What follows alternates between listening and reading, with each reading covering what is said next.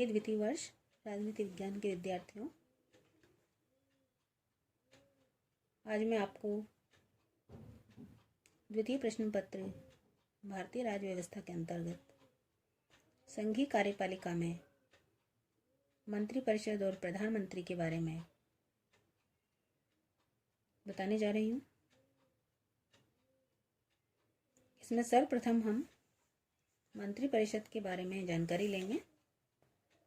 सैद्धांतिक रूप से तो भारतीय संविधान के द्वारा समस्त कार्यपालिका शक्ति राष्ट्रपति में निहित मानी गई है, लेकिन राष्ट्रपति एक संवैधानिक शासक मात्र है, इसलिए वास्तविक रूप में कार्यपालिका की यह समस्त सत्ता मंत्रिपरिषद में निहित है।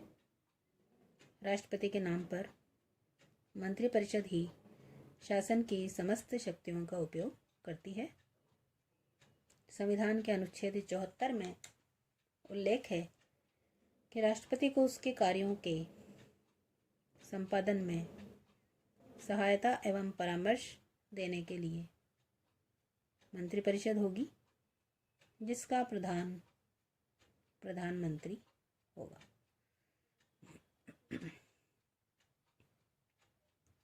अब हम देखते हैं कि संसदात्मक शासन या मंत्रिमंडलात्मक शासन की प्रमुख विशेषताएं या लक्षण क्या हैं।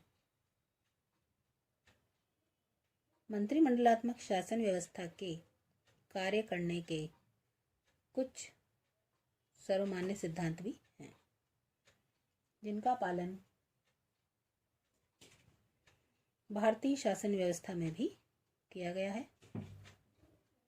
इन सिद्धांतों का उल्लेख निम्नलिखित रूपों में किया जा सकता है। पहला, एक नाम मात्र के कार्यपालिका प्रधान की व्यवस्था। दूसरा, व्यवस्थापिका और कार्यपालिका में घनिष्ठ संबंध। तीसरा, मंत्रिपरिषद की राजनीतिक एकता। चौथा, मंत्रिपरिषद का संसद के प्रति सामूहिक उत्तरदायित्व। पांचवा, समस्त शासन व्यवस्था पर प्रधानमंत्री का नेतृत्व। और छठा, मंत्रिमंडल के कार्य की गोपनीयता। तो ये तो संसदात्मक शासन या मंत्रिमंडलात्मक शासन की प्रमुख विशेषताएं और लक्षण हैं। इसी क्रम में आगे हम मंत्रिपरिषद का गठन किस प्रकार से होता है, इस बारे में चर्चा करेंगे। मंत्रिपरिषद में एक प्रधानमंत्री तथा विभिन्न श्रेणियों के मंत्री होंगे।